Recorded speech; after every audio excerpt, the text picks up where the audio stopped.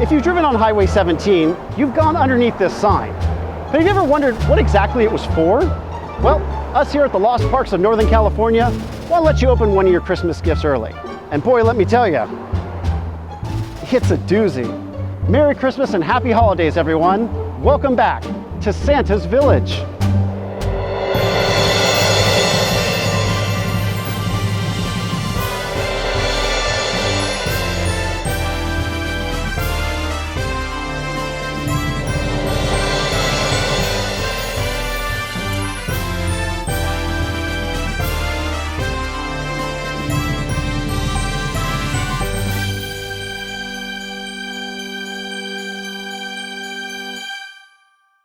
Hello everybody and welcome to the Lost Parks of Northern California. My name is Kris Rowberry, and you know, Andy Williams once sang, "It's the most wonderful time of the year." Of course he was referencing Christmas, but what if you could celebrate Christmas year-round? No, it's not an episode of King of the Hill. You really could celebrate Christmas year-round right here in Scotts Valley at Santa's Village. Our story begins on June 13th, 1956. That's when H. Glenn Holland of the Holland Corporation signed a lease for 25 acres of the Law Ridge Farm in Scotts Valley. Holland grew up during the Great Depression, and in addition, he'd lost both his parents by the time he was 18, so he never really had a great holiday season to look forward to. That's where the idea for Santa's Village came, so he decided to give not only his kids, but kids of all ages the opportunity to have the holiday season that he never got to have. Struck with inspiration, he began to sketch out his idea of a Christmas fairyland with all the magic would come to life right before his eyes. Within a few weeks, he had become the head of the Santa's Village Corporation. It is rumored that for a time, Holland was corresponding with Walt Disney on his idea for a park. Of course, Walt was busy on his own little project in the orange groves of Anaheim at the time. Holland was also very good friends with Dick and Mac McDonald, who were very interested in telling him how they were franchising their restaurant through Ray Kroc and expanding their hamburger empire. Holland was so enthused with the idea that he decided he was going to do the same thing with Santa's Village. Thus, the first franchise theme park chain was born. With the success of his first Santa's Village, now under his belt at Lake Arrowhead in Southern California, Holland was ready to expand his holiday empire. Construction on the Scotts Valley Park, which used to be behind us right here, took 9 months and cost $1 million to build back in the day. If you count inflation, it's about $8.3 million today. And that's certainly no small sum for a small amusement park like this. When the park opened on May 30th, 1957, Santa's Village became the first theme park chain in history, much to the delight of the huge crowds in attendance. With the initial success of 2 themed villages, Holland would go on to develop a third Santa's Village in Dundee, Illinois, which still operates today as Santa's Village Amusement Park. And the theming at the park didn't stop at just the buildings and rides. Oh no! Guests were entertained by gnomes and elves in addition to Santa and Mrs. Claus. There was a baby petting zoo filled with goats, sheep, rabbits, ducks, deer, and a Mexican burro. 4 reindeer, yes, you heard right, actual reindeer brought in from Alaska pulled Santa's sleigh. You can't get much more authentic than that.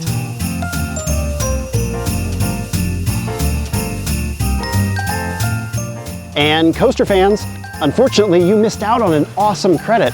A bobsled themed coaster from the Alan Herschel Company used to grace this property. It was complete with rocky outcroppings to hide the supports.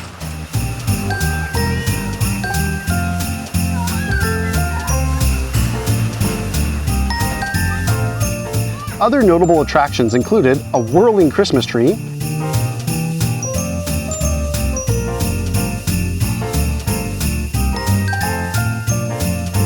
miniature train,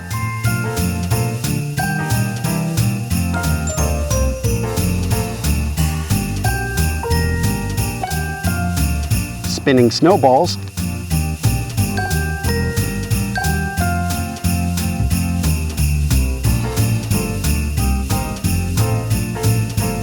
giant Jack-in-the-Box, an Alice in Wonderland maze, Santa's enormous boot, brightly painted cement mushrooms, and a Queen of Hearts figure, all part of Fairy Tale Land.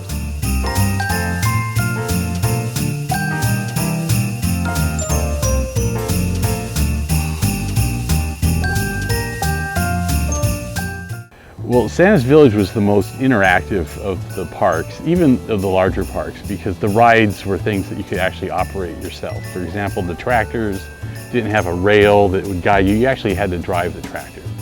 And the railroad carts that you can crank with your hands is another example of the interactiveness.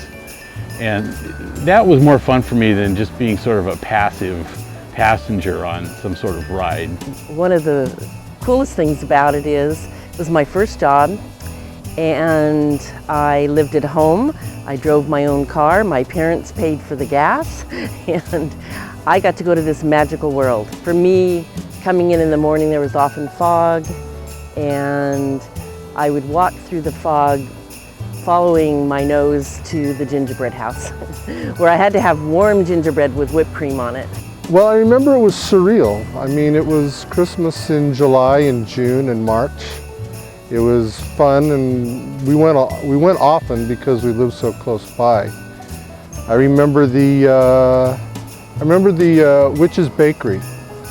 They had these incredibly large, fat gingerbread men. I'll miss those gingerbread men. The thing I will miss most about Santa's Village are the gingerbread men. They were big. I've never seen a gingerbread man like them. I mean, in any bakery.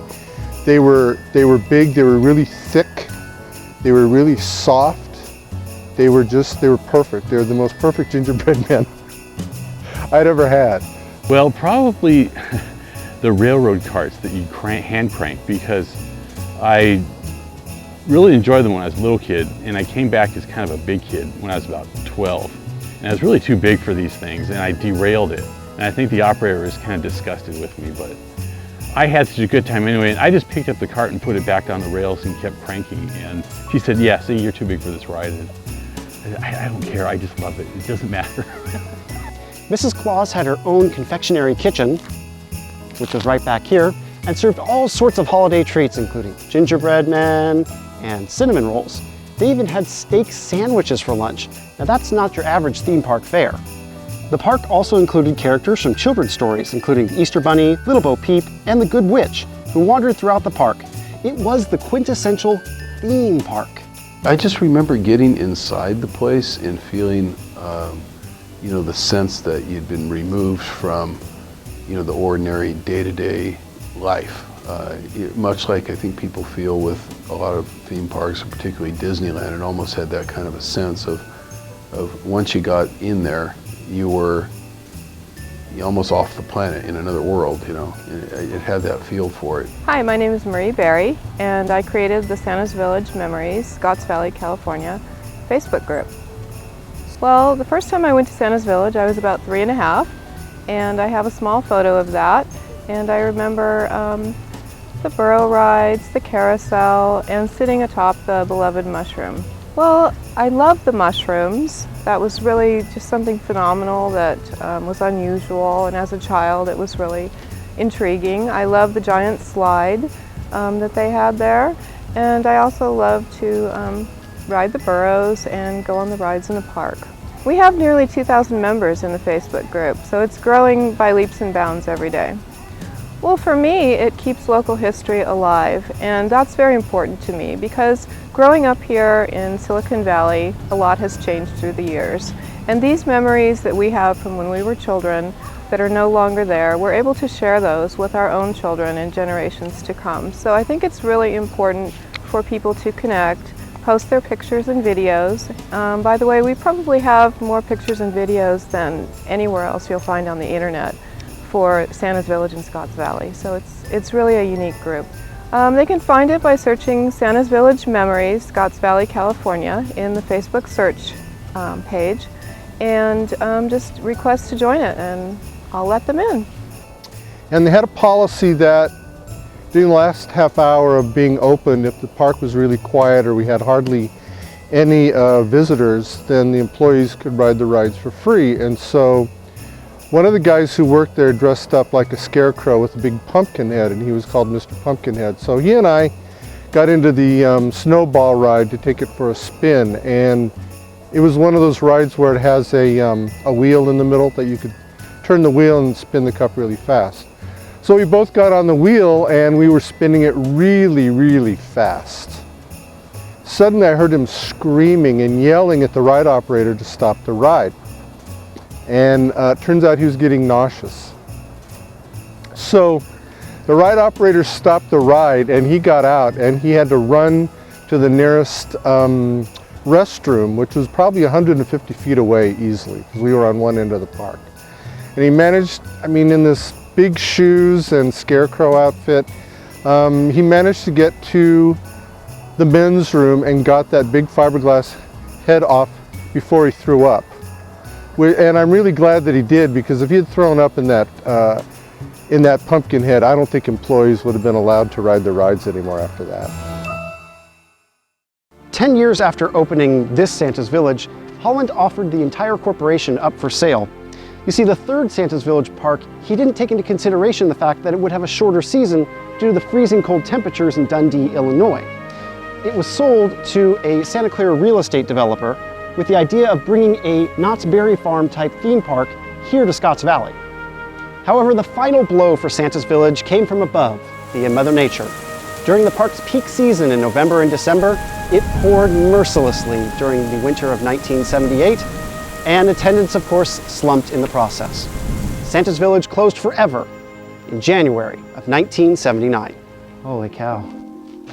So this would have been the candy kitchen and potentially the reindeer barn, actually. You can see where they would have had their food and their hay. Again, just a lot of open stuff, nothing really that can link it to Santa's Village, but this was part of the park at one time. Oh my God. Would you look at that? They're all, they're Santa's Villages. Holy crap, they are actually pieces of Santa's Village. Would you look at that? Since 1979, there's still pieces of Santa's Village. Look at this. Look at this. That is amazing. After all these years, it's still here. Oh, this has got a map. It must have been an admission ticket at one time. Admission was 90 cents for adults. God, that's the tax on a park ticket these days isn't even that little. Oh, this is great. And it's been sitting here since 1979. Exposed to the elements, exposed to the rats, obviously, and they're still here. This is awesome. My God, the rats must have brought them up here when they were nesting. So the rats are using this as nesting material. Remind me to wash my hands after this. Oh, this is great. Wow, this is absolutely incredible. Absolutely amazing. Let's see what else this place has. Okay, so this would be on our way then probably to the candy kitchen. And here is said kitchen. Wow, look at that. Obviously you have the fireplace where that would all start to be cooked, where the gingerbread, where everyone talked about those gingerbread men, would have been made right in here. There's the fireplace that used to be there, still intact, amazingly. Wow. But again, just a lot of graffiti. I'm just gonna go in here real quick. Wow. It's humbling, actually. It really is. This used to be a place of childhood memories and just fanciful fairy tale stories, and definitely not anymore. More of urban decay. If there was ever a doubt that this wasn't a part of Santa's Village, the door should tell you everything you need to know. When the park closed, I was really saddened because it was just such a wonderful place. Every time we would go over the hill to Santa Cruz, we would always know exactly every curve as when Santa's Village was going to appear. So it was just something that was in my memories, and I wanted to share that with my own kids. Oh, disappointed, and that I would never be able to bring my children to Santa's Village, and that the small parks like Santa's Village were sort of disappearing, and it was part of my childhood and something I wouldn't be able to share with future generations. The end of an era, you know. As far as the park closing, it closed long after I'd outgrown it, and I hadn't been there in years. And it kind of felt like a sign of the times, you know, because it was definitely a park that was evocative of a more innocent time.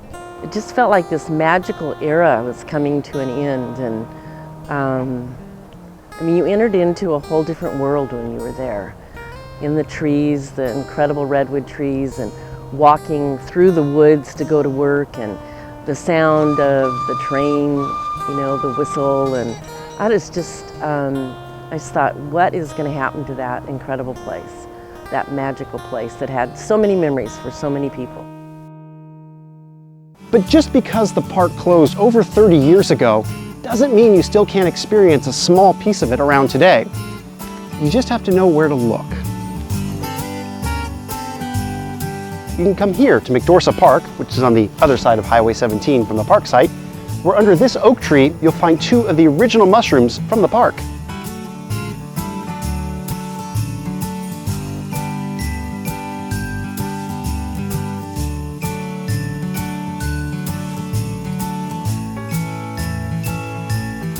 As for this grizzly bear, well, we'll come back to him in a later episode. But if you're looking for the authentic Santa's Village experience, just come up here off of Highway 88 to Sorensen's all-season resort. That's where you'll find 2 of the original buildings from Santa's Village transplanted here and converted into cabins that you can stay overnight.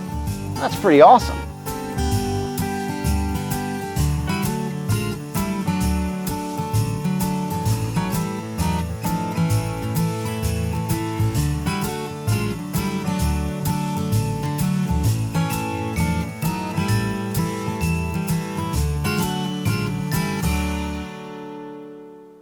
Well, I'm the innkeeper, which involves everything from maintenance issues to serving meals to taking phone reservations and explaining the history of certain things.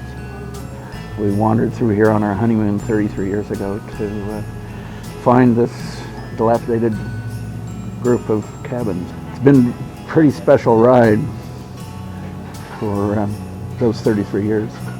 Well, we were inspired by a professor emeritus from UC Santa Cruz, Melanie Mayer, who had already secured one of the cabins. And she told us that there were several available and that Borland, who owned the property at that time, had no home for those cabins. There were no nonprofits interested in securing those. So we went down and took a look at them and thought they would probably fit into this eclectic collection. Well, they're most intact. Santa's home at Santa's Village was the most obvious with the most charm. So that was one we selected. And then what was called Sheepherder's Chapel was a smaller cabin there and also fairly well intact, albeit they had suffered 15 years of vandalism and, you know, a variety of words not to be spoken here sprayed across them. And then the Elves Workshop, which we still have yet to construct. So the only connection is that it seemed to be a charming thing to do, and we're into historic preservation. We've been members of the National Historic Preservation out of Washington, D.C. for probably 30 years. So, you know, as you may recall, I said earlier, we've been involved in community organizing in Santa Cruz from the middle 70s, where we had an opportunity to create the Land Trust of Santa Cruz and then eventually the Community Foundation. And so our sense of community goes beyond our skin. Have any of the former employees or the elves from Santa's Village actually come through here just because the cabins were here? Quite a few, and actually one of them was an employee of ours. Really? Who repainted and restructured the mushroom. She was an elf back in the days, although she was an elf at the Los Angeles version of Santa's Village. So she still comes. She's bringing her wreath making class in a couple of weeks. So she's an elf of, we won't say how many rings around her tree, but she was there in the 50s. But no, we've had quite a few. I would say upwards of the thousands.